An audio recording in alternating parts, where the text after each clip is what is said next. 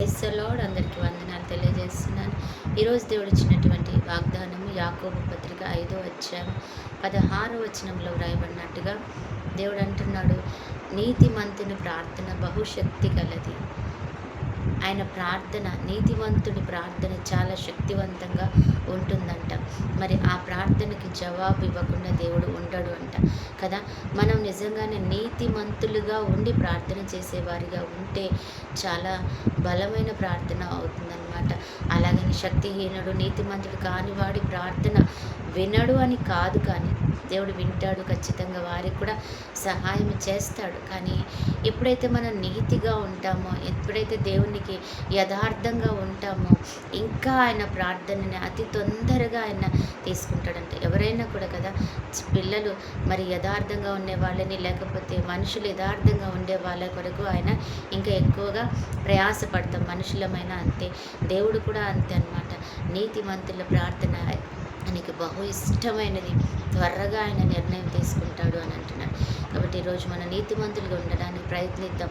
యోబు నీతిమంతుడు కదా, ఆయనకి ఎన్నో శ్రమలు వచ్చాయి. ఏ స్థితిలోనూ ఆయన దేవుని నమ్మకం లేకుండా పడిపోకుండా చాలా పరిశుద్ధంగా ఉన్నాడు. యోసేపుకు భయంకరమైన పాపం ఎదురైంది, కానీ ఆయన తన నీతిని విడిచిపెట్టకుండా దేవుని వైపు మాత్రమే తిరిగి చూశాడనమాట. అందుకనే వాళ్ళని దేవుడు ఉన్నతమైన స్థితిలో ఉంచి ఆశీర్వదించాడు. ఈరోజంట నీతిమంతుల ప్రార్థనను ఆయన చాలా ఇష్టంగా అంగీకరిస్తాడట. మరి మనం కూడా నీతిగా ఉండడానికి ప్రయత్నించి ఆయన కొరకు మనం ప్రార్థించే బిడ్డలుగా ఉందాం. దేవుని మేలు పొందుకుందాం. ఆమె ప్రార్థన. పరిశుద్ధుడైన దేవా, ప్రేమ కలిగిన తండ్రి, ఈ సమయంలో మాతో మాట్లాడుతున్నందుకు వందనాలయ్యా.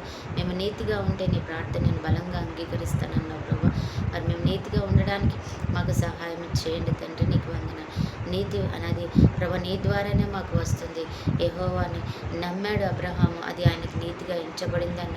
నిన్ను నమ్ముకుంటే ఆ నీతి మాకు వస్తుంది ప్రభా. నీ మీద ఆధారపడితే ఆ నీతి మాకు వస్తుంది. నిన్ను వెంబడిస్తే ఆ నీతి మాకు వస్తుంది ప్రభా. మరి ఆ నీతిని బట్టి మేము బ్రతికేవారుగా మమ్మల్ని నుంచి సహాయం చేయమని మేము మేలు పొందుకుంటాం తండ్రి.